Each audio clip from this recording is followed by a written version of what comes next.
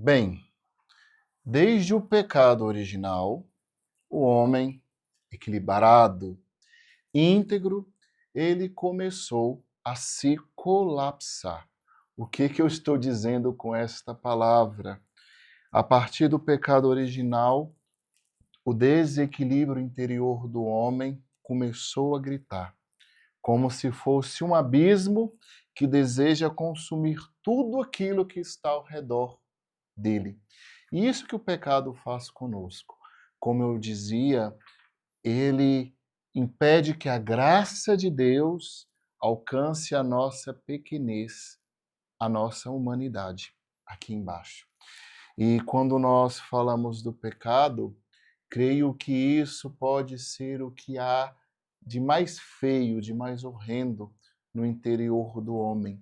Porque o pecado é a decisão livre, a decisão por si mesmo do homem de não querer fazer a vontade de Deus.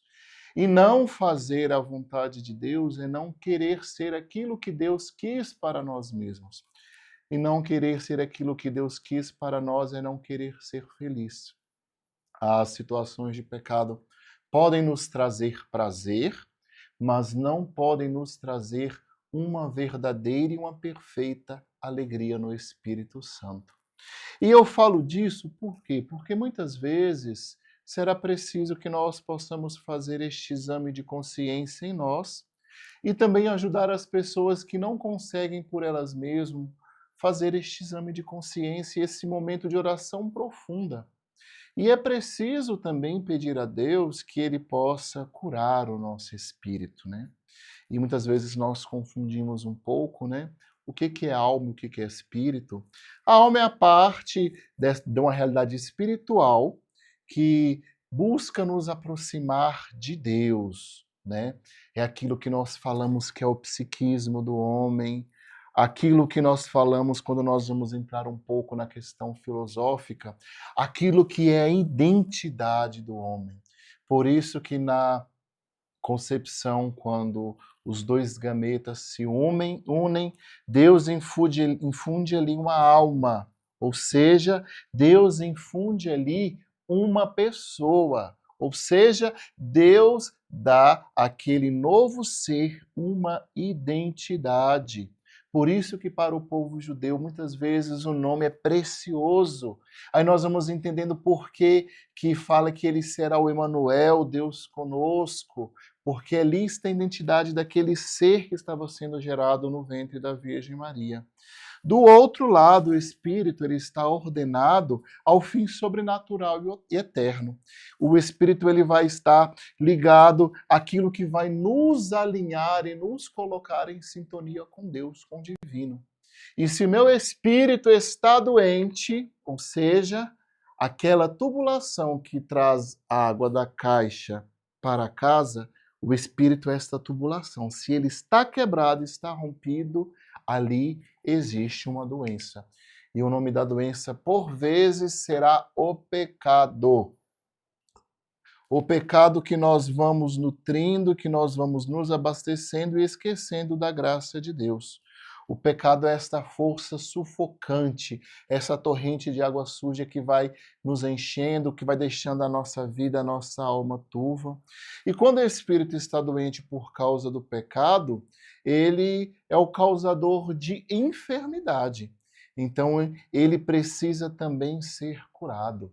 E o meio de curarmos de maneira ordinária o nosso espírito é através do sacramento da confissão, através da absolvição dos pecados mediante o sacerdote. E o pecado, meu amado irmão, minha amada irmã, é a grande chaga da humanidade, porque ele é o causador de todo mal. Nós devemos lembrar que o mal entrou na vida dos primeiros pais a partir do pecado, o pecado original. E pior mal que a pessoa pode fazer para si, primeiramente, todos os males que você possa pensar neste momento, é o pecado.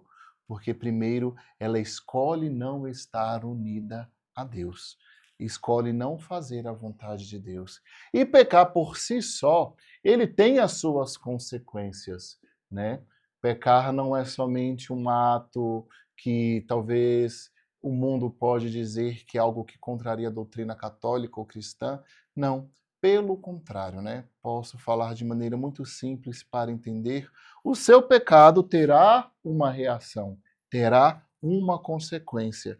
O seu pecado terá um peso, assim como as nossas boas ações. A nossa vida em Deus tem o peso na vida de muitos, né? Como exemplo, como a nossa doação, o pecado também tem. E é preciso pedir a Jesus que primeiro ele possa nos auxiliar. E um dos papéis do Espírito Santo é nos convencer dos nossos pecados. E aqui eu falo convencer dos nossos pecados, não é para que nós possamos ter uma mórbida complacência de nós mesmos, uma falsa humildade que muitas vezes é influenciada até mesmo pelo diabo, de ficar falando, eu sou pecador, eu não sou conta disso. Não, pelo contrário, é para conhecer o meu pecado, a minha condição de pecador, e eu querer voltar para o meu Deus e lutar contra este pecado.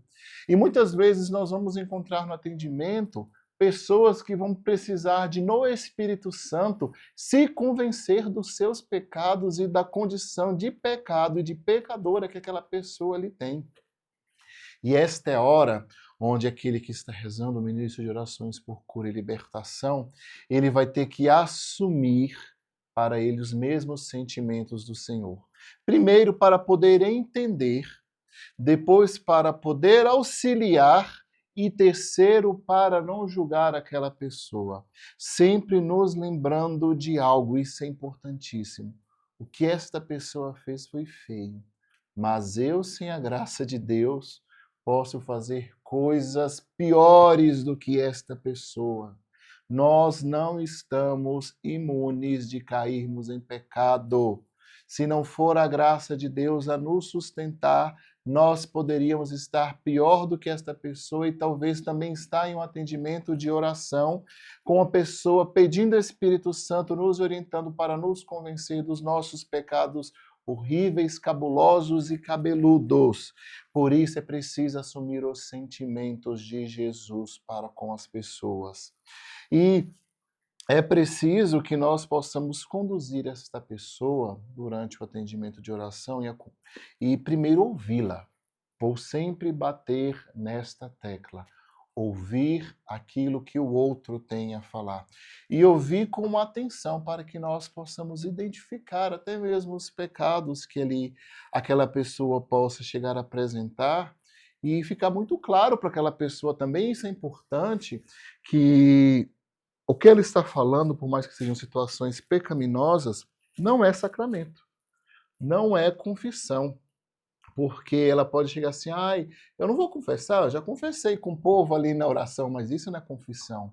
Nós não podemos dar absolvição sacramental. Sacramento é sacramento, atendimento de oração é atendimento de oração. São duas coisas distintas que nós devemos formar o povo para que eles possam compreender.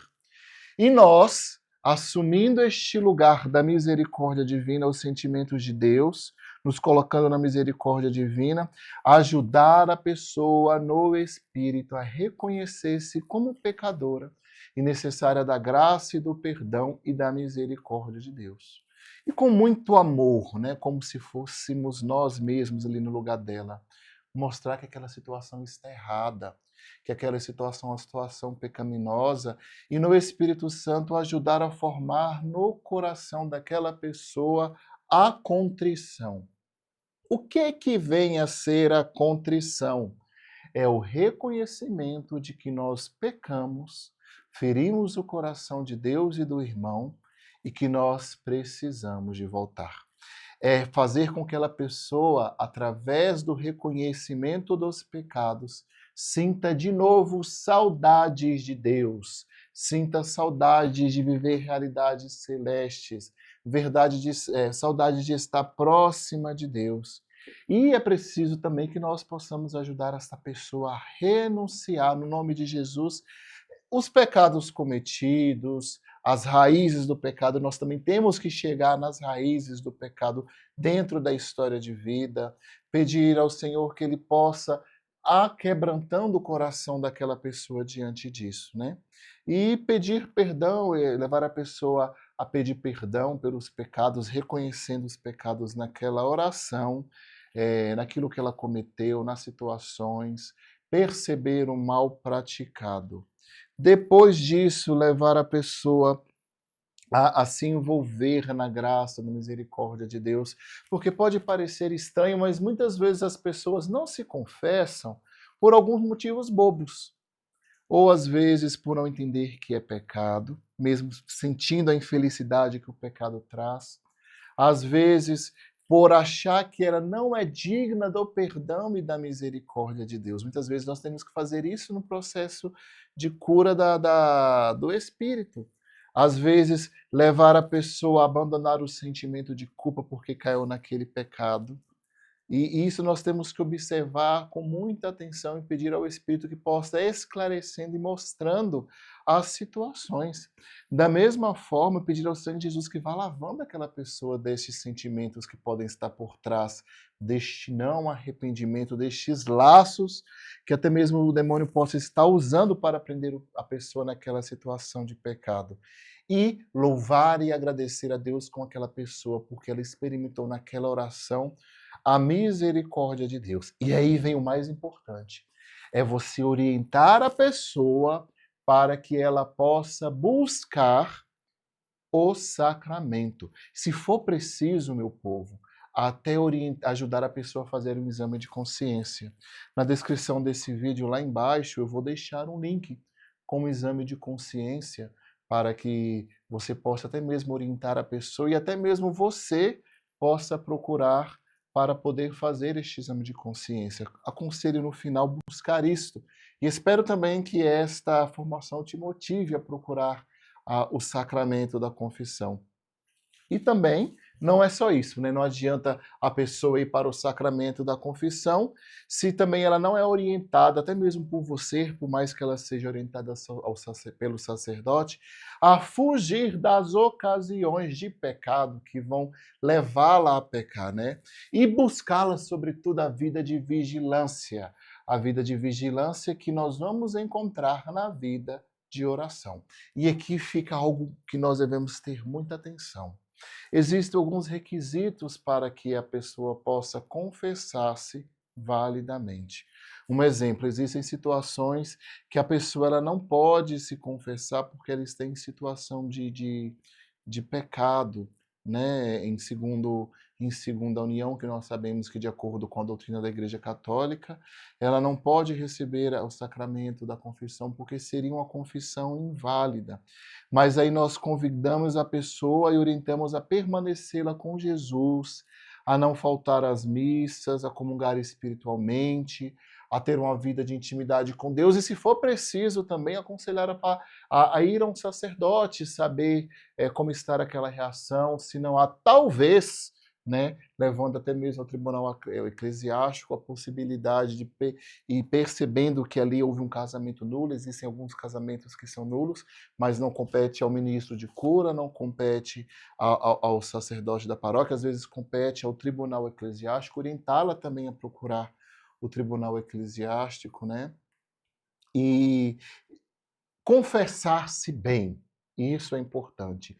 Nós devemos nos lembrar que quando orientar a pessoa, até mesmo isso, que quando ela vai na confissão é algo sigiloso, o sacerdote não vai julgá-la, é o encontro com o sacerdote que é pai, que é doutor, que é médico, que é misericórdia, porque age em pessoa de Cristo, e lá naquele sacramento, quando o sacerdote começa o rito, é o único tribunal no mundo, no universo, onde nós iremos acusar todos os nossos pecados diante de um juiz e a sentença sempre será a misericórdia e o amor de Deus pelos seus filhos.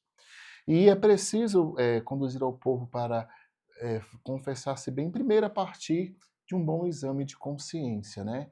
Recordar os pecados graves, os pecados veniais, os pecados cometidos por pensamentos, palavras, atos e omissões, e se for preciso, até anote-os, né? E com certeza vai facilitar muito para que você possa fazer uma boa confissão, para você poder ler diante do sacerdote, mas lembre-se sempre de, ao final, destruir este papel para que ninguém possa ter acesso. Motivar a pessoa também, né, ter essa contrição, este arrependimento dos pecados, por ter ofendido a Deus, ter maculado o coração do irmão com seus atos, palavras, atos e omissões, ter prejudicado o outro, prejudicado você mesmo.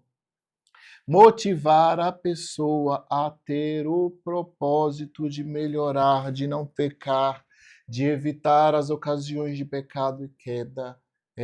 Motivar a pessoa a lutar, né? Contra o pecado, contra a situação. E lembrar-se sempre de falar os pecados sem reservas, né? Nunca tentem falar bem assim. Ah, eu fiz isso por causa disso ou por causa de fulano. Não. Seja sincero, seja homem, seja mulher, e fala: eu pequei por causa disso. Eu fiz isso tantas vezes. Eu fiz isso porque eu sou assim. Não tenha medo. Não tenha medo. É encontro da misericórdia com o miserável. E depois também satisfazer, né? O que é satisfação? É cumprir a penitência que vai ser imposta pelo sacerdote no sacramento, para reparar os erros cometidos contra os outros, contra Deus e contra você mesmo. E peçamos ao Senhor esta graça de, ao nos encontrarmos com o sacramento da penitência, nos encontrarmos novamente com a misericórdia de Deus e ali matar a nossa saudade do encontro com o divino, com o amor, com a misericórdia. E eu rogo e peço ao Espírito Santo que ele possa nos convencer a cada dia, a cada instante dos nossos pecados, para que com maturidade nós possamos lutar e abraçar somente as coisas do alto. E que o Senhor nos abençoe em nome do Pai, do Filho e do Espírito Santo. Amém.